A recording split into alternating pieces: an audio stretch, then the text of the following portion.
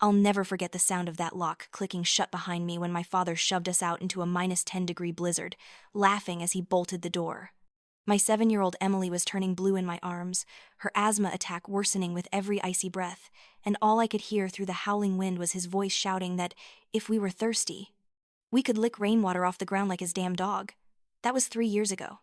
Last Tuesday, I watched that same man get dragged out of a Manhattan boardroom in handcuffs, his face purple with rage and disbelief, screaming my name like a curse. But I'm getting ahead of myself. If you've ever felt invisible in your own family, if you've ever been treated like you're worth less than nothing by the people who should love you most, stay with me. This story is for you. And if it resonates, please hit that like button, subscribe, and drop a comment below telling me your thoughts, because your support means everything. Let me take you back to where it all began. I was 32 when I moved back into my parents' house in the outskirts of Chicago, divorced, broke, with a daughter to feed, and nowhere else to turn. My ex-husband had drained our accounts during the divorce, and I'd given up my architecture career years earlier because my father insisted I work as an accountant for his construction company instead. He said architecture was a hobby, not a real job for a woman. I was stupid enough to believe him back then. The thing is, I had been good, really good. I'd graduated top of my class from University of Illinois with a degree in architecture. I'd won 3 design competitions before I even turned 25. But when I married David, my father convinced me that I needed stability, that creative careers were too risky for a woman planning to have children. So I took the job at his construction firm, handling spreadsheets and tax forms instead of blueprints and renderings. I watched my portfolio gather dust while I calculated profit margins for strip malls and parking garages. David turned out to be just like my father. Controlling, dismissive, always making me feel like I should be grateful he'd chosen me. When I got pregnant with Emily, he became worse. He monitored my bank account, gave me an allowance like I was a child, made every decision about our lives without consulting me. I told myself I was being a good wife, a good mother, keeping the peace. Really, I was disappearing. The divorce was ugly. David had been hiding money for months, moving it into accounts I didn't know existed. By the time our lawyer discovered it, the damage was done. The judge awarded me custody of Emily, but almost nothing else. David got to keep the house, the cars, the savings. I got a beat-up Honda Civic with a cracked windshield and $3,000. That was it. 7 years of marriage, reduced to a car that barely ran and enough money for 2 months' rent. I tried to make it work. I really did. I rented a tiny 1-bedroom apartment in a sketchy neighborhood where gunshots echoed at night and the heating barely worked. I took a job doing bookkeeping for a local restaurant, working doubles on weekends, picking up extra shifts whenever I could. Emily slept on the pull-out couch while I took the floor on a yoga mat and a thin blanket. We ate ramen noodles and peanut butter sandwiches. She never complained, not once, but I could see it in her eyes. The confusion, the fear. The question she was too young to articulate but old enough to feel. Why did Daddy leave us? Why are we poor now? Then I lost the restaurant job. The owner sold the business to a chain, and they brought in their own accounting team. My unemployment claim got denied because of a technicality about my hours. The landlord started leaving eviction notices on my door. I sold everything we owned that had any value. My grandmother's wedding ring, my laptop, Emily's bike that she'd gotten for her 6th birthday. None of it was enough. That's when I called my parents. My father, Frank, was a bull of a man. Broad-shouldered, red-faced, always smelling of whiskey and cigarettes. He ran a mid-size construction company that was perpetually on the edge of bankruptcy, mostly because he spent more time at the casino than managing his business. My mother, Martha, was his perfect complement. Thin-lipped, cold-eyed, the kind of woman who could make you feel like an inconvenience just by looking at you. They'd always treated me like a disappointment. I'd never been the son they wanted, never been tough enough, smart enough, successful enough. But I thought maybe, with a grandchild involved, they'd help. I was wrong about the help. I was right about them letting us move in, but that turned out to be worse than living on the streets. From the day Emily and I moved in, they made it clear we were charity cases. Frank would sit in his recliner every evening, beer in one hand, remote in the other, while I cleaned the house from top to bottom. He'd drop cigarette ash on the carpet I'd just vacuumed and laugh about it. He'd smear mud from his boots across the kitchen floor right after I'd mopped, then yell at me for not keeping the house clean. Martha would follow behind me when I worked, running her finger along surfaces I'd just wiped, clicking her tongue in disapproval, finding microscopic specks of dust to criticize. Emily wasn't allowed to play. Not with toys, not outside, not anywhere. She had to sit silently in the corner of whatever room I was working in, doing homework or reading, barely breathing so as not to disturb them. If she dropped a pencil, if her chair scraped the floor, if she coughed too loudly, Martha would snap at her. Frank once threw a TV remote at her head because she laughed at a cartoon she'd been reading. It hit her temple hard enough to leave a bruise. When I confronted him, he told me if I didn't like his discipline, I could get the hell out. But where would we go? I had $17 in my checking account. $17 between us and sleeping in that broken Honda. The house was always cold. Martha insisted on keeping the thermostat at 62 degrees to save money, even though they drove matching BMW SUVs and my father dropped thousands at the poker tables every weekend. I'd see the receipts when I did their taxes. $20,000 lost at the casino in a single month, $40,000 the month before that. But we couldn't turn the heat up past 62 because that would be wasteful. Emily's asthma, which had been manageable before, started acting up almost immediately. She'd had it since she was 4, triggered by cold air and stress. The pediatrician had said to keep her environment warm and calm. We had neither. I'd hear her wheezing at night in the small bedroom we shared, a converted storage room that still smelled like old newspapers and mothballs. I'd hold her, rub her back, watch her struggle to breathe, and my heart would break knowing I couldn't afford her medications without begging my parents for money. And begging meant consequences. The first time I asked for money for Emily's inhaler, Frank made me clean the garage in exchange. It took 6 hours in freezing weather, organizing his tools and equipment, my hands going numb. The second time, he made me detail both their cars by hand, inside and out, in the driveway while neighbors walked past and stared. The third time, he said no, just no. He said I needed to learn to budget better, that maybe if I didn't waste money on things like shampoo and coffee I could afford medicine. I'd spent $4 that week. 2 on a bottle of store-brand shampoo we shared, and 2 on a small coffee during a job interview that went nowhere. I started skipping meals so Emily could eat more. I'd give her my portions and tell her I'd already eaten, that I'd had a big lunch. She believed me at first. Then she got old enough to realize I was lying, and she started trying to give her food back to me.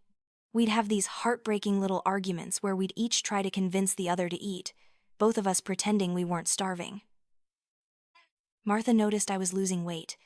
Instead of concern, she made snide comments about how maybe I'd finally be able to find another husband if I kept it up. She'd eat dinner in front of me slowly, deliberately, making sounds of pleasure while I gave Emily the small plate they'd allowed us to share. Frank would grill expensive steaks for the two of them, while Emily and I split a can of soup. But I endured it. I told myself it was temporary.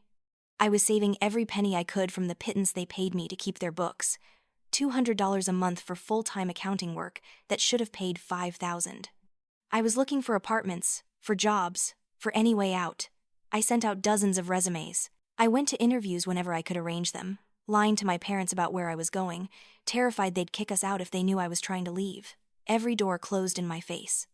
I was overqualified for entry-level positions and underqualified for anything better because my work history had a 7-year gap where I'd been David's wife instead of my own person. Nobody wanted to take a chance on a divorced single mother with no recent experience. I started to believe what my father always said, that I was worthless, that I'd failed at everything, that Emily and I were lucky anyone would take us in. Then came that night in February. It had been an especially hard week. Frank's company was struggling worse than usual. He'd lost another $30,000 at the casino and was in a vicious mood. He'd been drinking more, getting angrier faster. Martha was enabling him like always, blaming everyone but him for their problems. Mostly, she blamed me. On Monday, Frank accused me of stealing from him.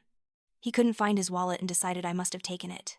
He tore through the bedroom Emily and I shared, dumping our clothes on the floor, breaking the only lamp we had. He found his wallet an hour later in his truck, exactly where he'd left it. He didn't apologize. He made me clean up the mess and told me next time I should help him look faster instead of standing around uselessly. On Wednesday, Martha told Emily she was getting too fat, that she ate too much, that no wonder I couldn't afford to take care of her properly.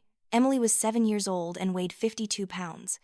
She was underweight, if anything, but she started asking me if she was fat, if she should eat less, if that's why Daddy didn't want to see her anymore. I wanted to scream at Martha, to shake her and demand to know what kind of monster says that to a child. Instead, I held Emily and told her she was perfect, that her grandmother was wrong, that she was beautiful and healthy and loved, but I could see the damage was already done. On Friday, I got a rejection email from the last job I'd applied for. The hiring manager had seemed interested during the interview, had practically promised me the position, then sent a form letter saying they'd gone with someone else. I sat on the bathroom floor and cried as quietly as I could, my hand over my mouth so no one would hear. That night started like any other evening. I was on my hands and knees scrubbing the kitchen floor while they watched some crime drama on TV, sharing a bottle of expensive Merlot that cost more than we'd spent on food all week. Emily was curled up on a chair in the corner, pale and shivering despite wearing 2 sweaters and a pair of my socks pulled up over her thin legs. The blizzard outside was getting worse. Wind rattled the windows, and snow piled up against the glass in thick drifts. The news was calling it the worst storm in a decade. Wind chills were hitting -20. They were telling people to stay inside, that going out could be fatal within minutes. I had just finished mopping, my back aching, my hands raw from the harsh chemicals Martha insisted I use without gloves because gloves were an unnecessary expense. I was pushing myself to my feet when Frank stood up, stretched, and deliberately kicked over the bucket of dirty water I'd been using. It wasn't an accident. He looked right at me as he did it. Brown, soapy liquid spread across the floor I'd spent an hour cleaning, seeping into the corners, soaking into the baseboards. He looked down at me and grinned. "You better clean that up. Don't think just because you're my daughter you get to be lazy around here. I'm doing you a damn favor letting you crash here, eating my food, using my electricity. The least you can do is keep my house clean." My jaw clenched, but I didn't say anything. I'd learned silence was safer. I reached for the bucket with shaking hands. That's when Emily started coughing. Not her usual cough, but the deep, rattling kind that meant her airways were closing up. I knew that sound. I'd heard it too many times. She slid off the chair, her small body trembling, and walked toward the kitchen, each breath coming out as a wheeze. "Grandma," she whispered, her voice barely audible over the TV. "Can I have some warm water, please? My throat hurts." Martha's head snapped toward her. The look she gave my daughter, my baby, was pure venom. Her lip curled up in disgust like Emily was something dirty she'd found on her shoe. "Warm water costs money to heat, you know. Gas doesn't grow on trees. What do you think this is, a hotel? You think you're a princess or something? You come into my house, eat my food, and you can't even be grateful. You have to make demands." I jumped to my feet, my hands still dripping with dirty mop water. "I'll get it for her. Please, she's sick. It's just water." I moved toward the sink, but Frank stepped in front of me, blocking my way. He was 6 feet tall and 240 pounds of mean. I was 5'5" and down to 108 pounds. There was no getting past him unless he moved. Frank took the glass I'd grabbed right out of my hand. He filled it with lukewarm tap water, and then he did something I'll never be able to unsee, something that will be burned into my brain until the day I die. He walked over to where his bulldog Buster was lying on his expensive orthopedic dog bed, the kind that cost $300, and he poured the entire glass of water into the dog's stainless steel bowl on the floor. Water splashed everywhere. The dog lifted his head and started lapping it up. "The dog drinks from a bowl on the ground," Frank said, his eyes locked on mine, challenging me to react. "If your kid is thirsty, tell her to go outside and lick the snow off the windows. Or she can get down on her hands and knees and share with Buster here. That's about what she's worth anyway. Coming into my house with nothing, bringing nothing, being nothing." The room went silent except for Emily's labored breathing and the television laugh track. I felt something inside me crack, something that had been holding me together through months of abuse and humiliation. A rage I didn't even know I had started burning in my chest. "Are you insane?" I shouted, my voice breaking. "She's your granddaughter. She's 7 years old and she's sick and you're telling her to drink from a dog bowl. What is wrong with you?" Frank's hand came out of nowhere. The slap sent me sprawling sideways into the wall. My ear rang and I tasted blood in my mouth. The room spun. Before I could recover, before I could even process what had happened, he grabbed a fistful of my hair and started dragging me toward the back door. Pain exploded across my scalp. I could feel hair ripping out at the roots. I tried to grab his wrist, but his grip was iron. "You want to talk back to me in my house that I pay for?" Frank roared, his face inches from mine, alcohol on his breath. "You want to raise your voice to me like you're somebody?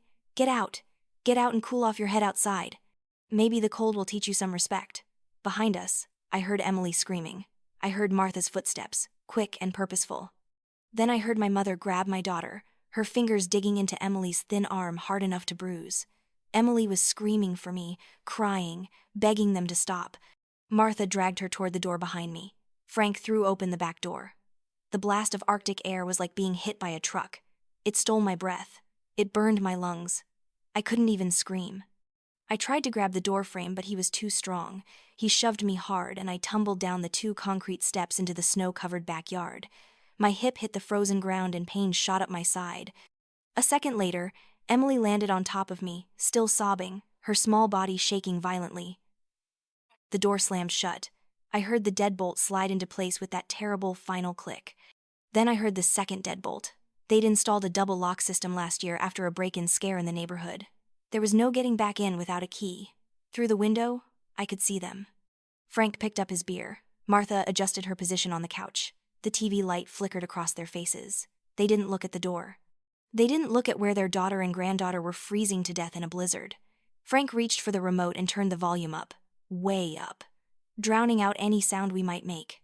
"Get up, baby," I gasped, pulling Emily to her feet. "We have to get up. We can't stay here." The wind cut through my thin sweatshirt. Emily wore even less. Her lips were already blue, her breathing a terrifying wheeze. I pounded on the door with both fists. "Dad! Mom! Open the door! Please! She can't breathe! She's going to die out here." Nothing. Just the muffled sound of the television. I could see Martha get up to refill her wine glass. She walked right past the door. She had to have heard me. I know she did. She chose to ignore it. I looked around frantically. Snow was already accumulating on Emily's hair, on her eyelashes. Her teeth were chattering so hard I was afraid she'd bite her tongue. The garage was locked. Frank kept the side door padlocked, and the main door operated by a remote clipped to his car keys. The side gate was locked, a combination lock I didn't know the code for. The fence was 8 feet tall, wrought iron, impossible to climb in this weather even if I wasn't weak from malnutrition and carrying a child. The nearest neighbor was Mrs. Jenkins, the retired teacher who lived about 500 yards down the road at the end of the cul-de-sac. My father always called her a senile old bat and told us never to bother her. He'd gotten into a dispute with her years ago about property lines and had been feuding with her ever since. But she was our only chance. 500 yards might as well have been 5 miles in a blizzard. I had no choice. I took off my sweatshirt, the only layer I had besides my t-shirt, and wrapped it around Emily as best I could. She was shaking so hard her teeth were chattering. Her lips had gone from blue to almost purple. Her eyes were starting to glaze over. I lifted her into my arms and started running. The snow was knee-deep in places, deeper where it had drifted. My feet were bare except for thin canvas shoes that were soaked through in seconds. I couldn't feel my toes after the first 100 yards. Emily was getting heavier with every step, or maybe I was just getting weaker. My muscles were screaming, my lungs burned from the cold air, but I couldn't stop. If I stopped, if I slowed down even a little, we would die out here. Emily would die. The wind was so strong it pushed me sideways. I stumbled, caught myself, kept moving. Snow plastered against my face, getting in my eyes, my mouth. I couldn't see more than a few feet ahead. I was navigating by memory, by the shape of the houses I could barely make out, by pure desperate hope that I was going in the right direction. I stumbled over something hidden beneath the snow, a piece of metal fencing that had blown down in the storm. The sharp edge sliced into my shin like a razor. I felt it cut through my jeans, felt the warmth of blood even in the freezing cold. It soaked through the denim immediately. But the adrenaline kept me moving. Pain didn't matter. Bleeding didn't matter. Only Emily mattered. "Stay with me, baby," I chanted, my words slurring from the cold. "Stay with me. We're almost there. Almost there." But Emily's wheezing had gotten quieter. That terrified me more than anything. It meant she was barely getting any air. Her body was going limp in my arms. Her eyes were closed. I shook her and she didn't respond. "No, no, no, no. Wake up, baby. Wake up. Stay with me. Please, God, please. Don't take her from me." I don't remember the last 100 yards. My body was operating on pure survival instinct, one foot in front of the other. Don't fall, don't stop, keep moving. The porch light appeared through the snow like a beacon from heaven. I staggered up the steps, my legs barely holding me, and pounded on the door with whatever strength I had left. "Please," I sobbed, my voice raw. "Please be home. Please help us." The door opened. Mrs. Jenkins stood there in her bathrobe, her lined face shocked, her eyes wide behind her glasses. She didn't waste time with questions. She grabbed Emily from my arms and pulled us both inside, shouting at me to close the door. "Close the door now." She laid Emily on her couch and immediately called 911 while I collapsed on the floor, my body finally understanding what I'd just put it through. I was shaking violently, my teeth chattering so hard I couldn't speak. Mrs. Jenkins threw blankets over me, over Emily, cranked her thermostat up to 80. The ambulance arrived within 10 minutes, but it felt like hours. The EMTs were talking fast, medical terms I didn't understand. They put an oxygen mask on Emily's face. They started an IV. One of them looked at me and said if we'd been outside even 5 more minutes, Emily's lungs would have failed completely. Cardiac arrest, brain damage, death. 5 more minutes.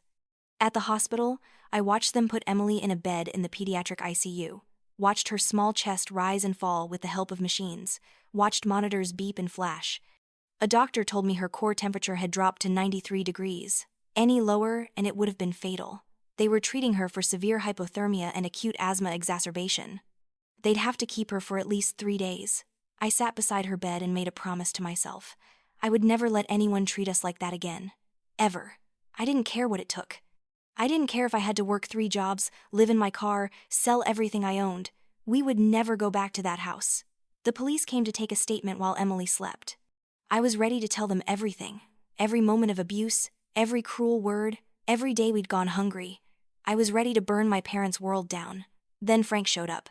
He walked into Emily's hospital room with tears in his eyes, playing the concerned grandfather. He'd changed into nicer clothes. He looked respectable, worried, devastated. He hugged me before I could pull away and whispered in my ear so only I could hear, "You say one wrong word to these cops and I will destroy you. I'll tell them you're an unfit mother. I'll tell them you're mentally unstable. I'll get custody of Emily and you'll never see her again." Then he turned to the police officers with a broken expression. "Thank God you found them," he said, his voice thick with emotion. "My daughter, she's been struggling since her divorce. Depression, drinking. Tonight she had too much wine at dinner and we got into an argument about her drinking. She got upset and just stormed out into the snow. I tried to stop her, but she grabbed Emily and ran before I could get my coat on. I've been driving around looking for them for an hour. I'm just so grateful they're safe."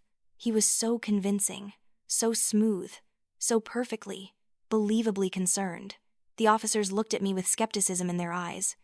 A drunk mother who'd endangered her child in a blizzard versus a respectable businessman worried about his family. I tried to tell them the truth. I said he pushed us out.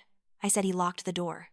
But I had no proof, no witnesses except Emily, who was unconscious, no evidence except my word against his. Frank kept shaking his head sadly, saying he understood I was upset but I needed to take responsibility for my actions, that making up stories wouldn't help anyone. The officers took notes, but I could tell they didn't believe me. One of them suggested that maybe I should look into counseling, into getting some help. They said they'd file a report but without evidence of forced removal. It was a domestic dispute, and child services might need to get involved to make sure Emily was in a safe environment. Child services. The threat hung in the air. If I pushed this, I might lose Emily anyway. Frank knew it. He was smiling at me behind the officers' backs, a small, satisfied smirk that said he'd won. I wanted to scream. I wanted to tell them about the months of abuse, the starvation, the cruelty. But who would believe me? A broke, desperate divorced woman with no proof and a history of being controlled by men. I could see how it looked. I could see exactly how Frank had framed it. So I stayed quiet, and I hated myself for it. After the police left, Frank leaned down close to my ear again. "You and that brat can come back to the house tomorrow," he said quietly. "But you'll remember this next time you think about talking back to me. Remember who has the power here. Remember who everyone will believe." Then he left. Martha never came at all. Mrs. Jenkins came to visit the next morning. She held my hand and told me about a women's shelter downtown, a place called New Horizons that helps single mothers get back on their feet. She gave me the director's card and told me something that changed everything. She'd lied to the police. She had a security camera pointed at her yard to watch for package thieves. But the angle also captured my parents' backyard. She'd seen everything. Frank dragging me by my hair, Martha grabbing Emily, both of them throwing us out into the snow and bolting the door. Me pounding on it while Emily collapsed. And worst of all, through the kitchen window, you could see them inside, laughing, turning up the TV volume to drown out our screams. She'd saved the footage. She told me when I was ready, when I was strong enough to fight back, the evidence would be there. But she also warned me. Frank was connected. He played poker with half the local judges. He donated to the police department. He had friends in city government. If I went after him now, desperate and powerless, he'd crush me and take Emily. She said I needed to wait, to get stable, to get strong. Then I could make him pay. I waited until Emily was released from the hospital 3 days later. Then I told my parents we were leaving and not coming back. Martha called me ungrateful, stupid, throwing away the only help I'd ever get. Frank threatened to sue me for abandonment, for theft of the belongings we'd brought with us. for taking Emily away from her grandparents. I didn't care anymore. I was done. Mrs. Jenkins drove us to the shelter, and for the first time in months, Emily and I slept in a warm, safe place where no one would hurt us. Where there was food in the kitchen we were allowed to eat. Where the staff treated us like human beings. The shelter gave me more than a bed. They gave me counseling. They helped me apply for emergency assistance and food stamps. They connected me with a job placement program and legal aid services. They had childcare so I could go to interviews. They had support groups where I met other women who'd survived similar situations, who understood what I'd been through, who told me I wasn't crazy, wasn't weak, wasn't a failure. But most importantly, they gave me something I'd forgotten I had, my self-respect. I started drawing again. Late at night, after Emily fell asleep in the small room we shared at the shelter, I'd sketch building designs on scrap paper, losing myself in the clean lines and angles I'd loved since childhood. For the first time in years, I felt like myself again. Not David's wife, not Frank's daughter, just Sarah, just me. One of the other women at the shelter, a graphic designer named Monica, noticed my sketches one night in the common area. She asked if I'd ever considered freelancing. I told her about my architecture degree, about the career I'd given up, about how I didn't think anyone would hire me after all this time. She pulled out her laptop right there and helped me set up profiles on freelance platforms, websites where architects and designers could bid on projects remotely. My first job was designing a logo and basic floor plan for a small coffee shop in Portland. It paid $200. When the notification came through that I'd been paid, I sat in the shelter bathroom and cried. $200. It wasn't much, but I'd earned it. Me. With my own skills. My own work. Not because someone was doing me a favor or pitying me, because I was good at what I did. The second job paid $500 for a house renovation concept. The third was $1,000 for a small office building design. The client left a 5-star review saying my work was innovative and professional. Other clients started requesting me specifically. Word of mouth spread in the online architecture community. Within 3 months, I was making more from freelancing than I'd ever made keeping books for my father. Within 6 months, I had enough saved to rent a small apartment. Nothing fancy. A 1-bedroom in a decent neighborhood with working heat and no gunshots at night. Emily got the bedroom. I took the couch, but it was ours, our home, our space. No one could throw us out into the snow. Emily thrived. Away from the constant stress and cold, her asthma improved dramatically. She gained weight. Her cheeks filled out. She smiled again. Really smiled. Not the scared little half-smile she'd learned at my parents' house. She made friends at her new school. She joined the art club. She started calling our tiny apartment home without any sadness in her voice. I worked harder than I'd ever worked in my life. I took every project I could handle. I stayed up until 3 in the morning perfecting designs, refining concepts, making sure every client got my absolute best work. I attended virtual networking events. I took online courses to update my skills. I learned new design software. I built a portfolio that showcased my talent. My reputation grew. Clients started offering me bigger projects. A restaurant redesign in Seattle, an office building in Denver, a residential complex in Austin. I hired Monica as a consultant to help with the graphic design elements. We became a team. Within a year of leaving the shelter, I'd saved enough to move us to a 2-bedroom apartment with a balcony where Emily could keep plants. Within 18 months, a medium-sized architecture firm in Milwaukee contacted me. They'd seen my work online and wanted to bring me on as a junior architect. The salary was $45,000 a year with benefits, health insurance, dental, a retirement plan. I accepted immediately. It meant going to an office, but they offered flexible hours so I could still be there for Emily after school.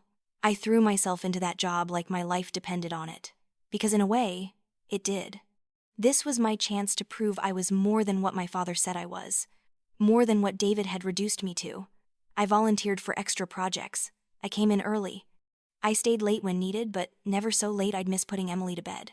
I learned everything I could about commercial real estate development. My designs started winning internal competitions. Clients requested me by name. My boss, Linda, was everything my father wasn't. Supportive, encouraging, fair. She saw my potential and pushed me to develop it. When I told her about my background, about giving up architecture for years, she didn't see a gap in my resume. She saw untapped talent and determination. She became my mentor. Within 2 years, I was promoted to senior architect. My salary doubled. Emily and I moved to a house, a real house with a yard and a garage and 3 bedrooms. Emily got her own bathroom. I converted the third bedroom into a home office. We adopted a cat from the shelter, a orange tabby Emily named Sunshine. Then Linda called me into her office one day with news that would change everything. A headhunter from New York had contacted her. A major real estate development corporation called Meridian Properties was looking for a creative director for their commercial division.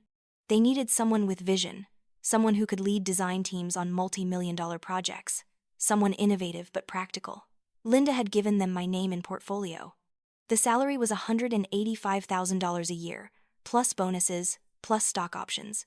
It was more than I'd made in 5 years combined, more than I'd ever dreamed of making. They wanted to interview me. I went to New York on a Friday. Meridian Properties occupied 5 floors of a building in Midtown Manhattan. The interview lasted 4 hours.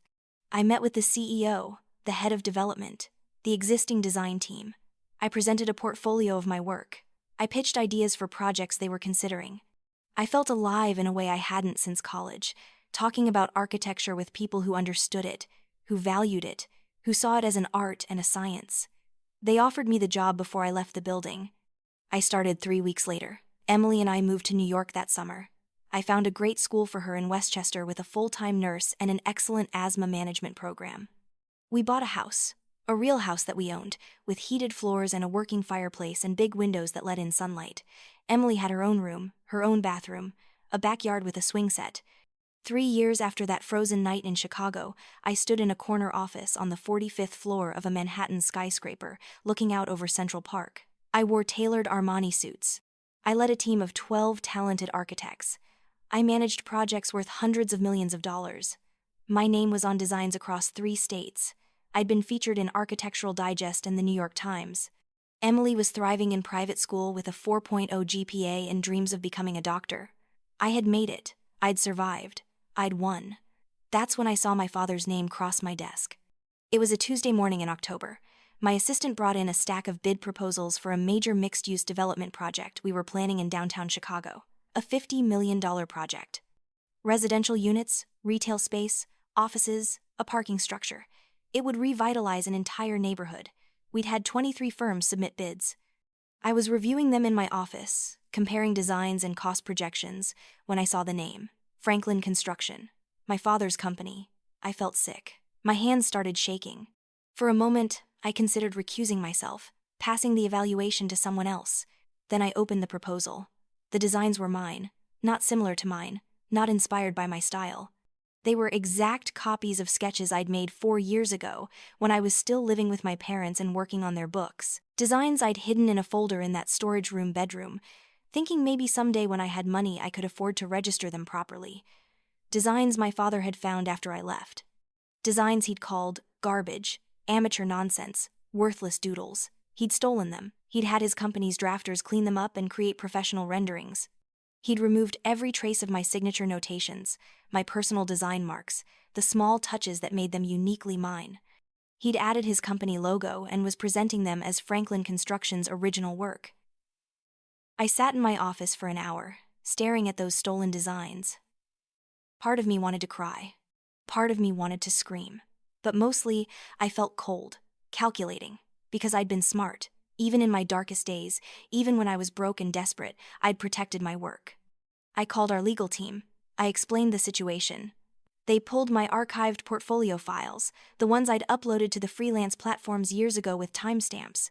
We compared them to Franklin Construction's submissions. Perfect matches, my original concepts, my measurements, my specifications. The timestamps proved I'd created them 2 years before his company had even drafted their versions. More importantly, I'd registered the designs with the Copyright Office 18 months ago as part of building my professional portfolio. They were legally, provably mine. What Frank had done wasn't just unethical, it was a federal crime. Copyright infringement, fraud, using stolen intellectual property to compete for government contracts. I made a decision. I asked my assistant to schedule a final presentation meeting with Franklin Construction. I explained that for a project of this size, our policy was to have the owner or CEO present in person for a detailed pitch before we made our final selection. Frank agreed immediately. He thought he'd already won. He thought his connections, his years in the business, his reputation would carry him through. He had no idea his daughter was on the other side of the table. I spent the next week preparing. I contacted Mrs. Jenkins in Chicago. She still had the security footage from that night 3 years ago. She'd kept it safe, waiting for the day I'd be ready to use it. She sent me a copy encrypted and notarized, legal and admissible in court.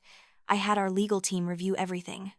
I contacted a reporter I'd worked with at the New York Times, someone who'd interviewed me for a profile piece on young architects. I told her I might have a story for her about corruption in the construction industry. I prepared a comprehensive dossier on Franklin Construction's history, its financial problems, its pattern of cutting corners and overbilling clients. Then I reached out to the Cook County District Attorney's office. I explained that I had evidence of child endangerment that had never been properly investigated. I sent them the video footage. I sent them hospital records from Emily's treatment. I sent them statements from the shelter, from Mrs. Jenkins, from the EMTs who'd responded that night. I sent them a timeline of abuse documented by the counselors who'd worked with us. Everything was in place. The day of the meeting arrived, October 15th, a Tuesday. The sky was bright and clear. I wore my best suit, navy blue Armani, with heels that made me 6 feet tall. I felt powerful. I felt ready. I felt like I'd been preparing for this moment for 3 years. Frank and Martha walked into the conference room at 2 p.m. sharp.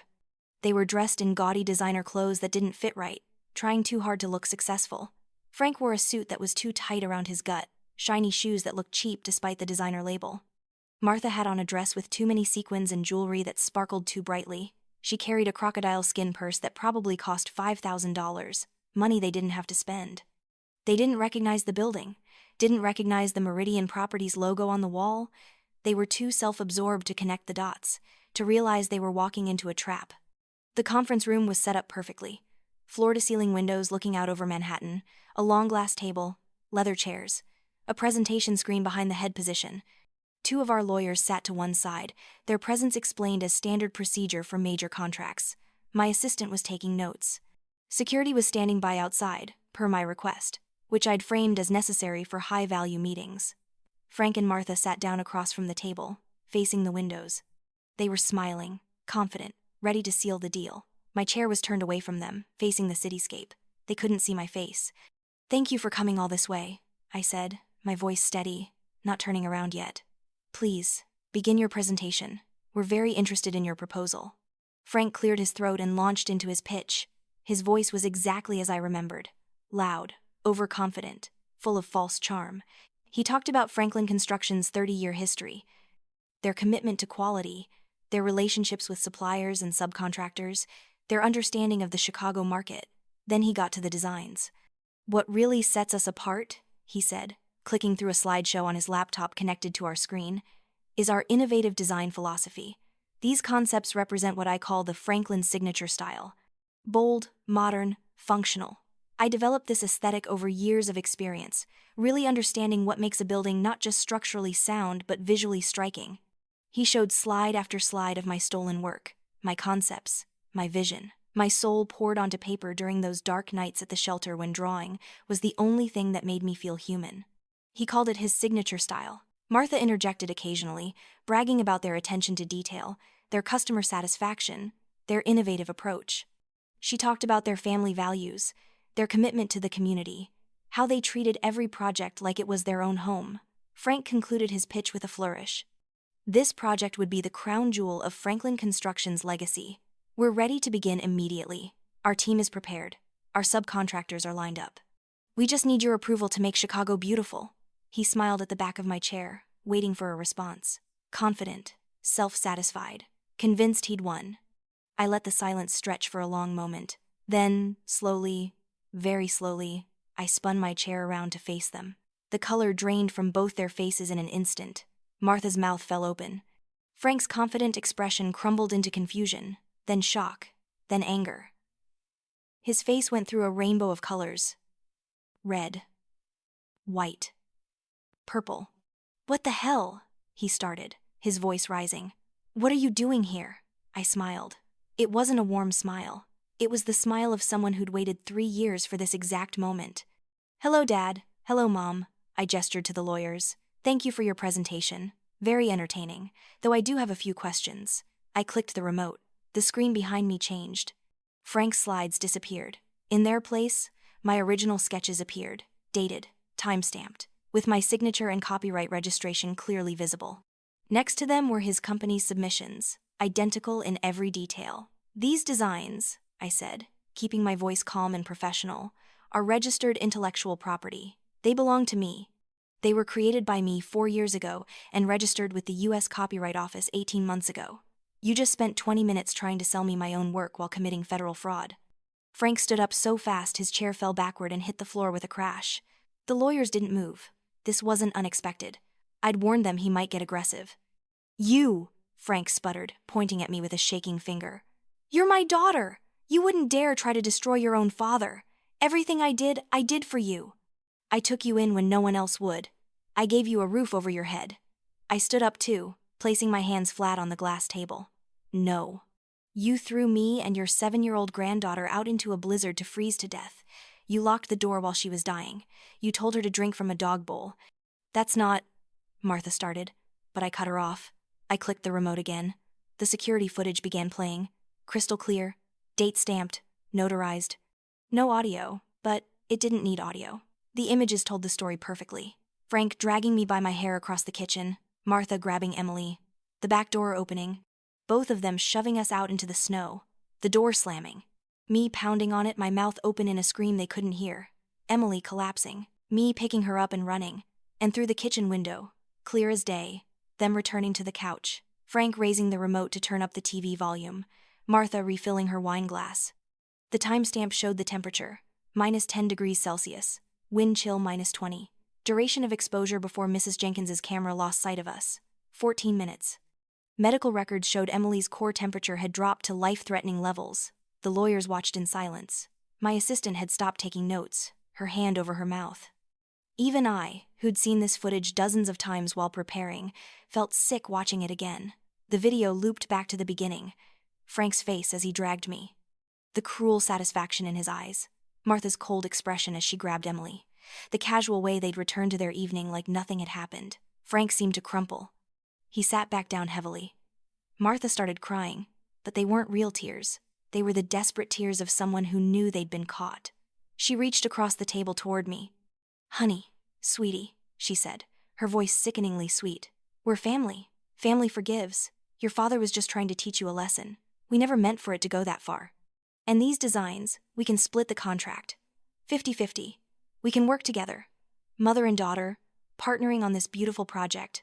I pulled back before she could touch me. You're not my mother. My mother wouldn't have told her granddaughter to drink from a dog bowl.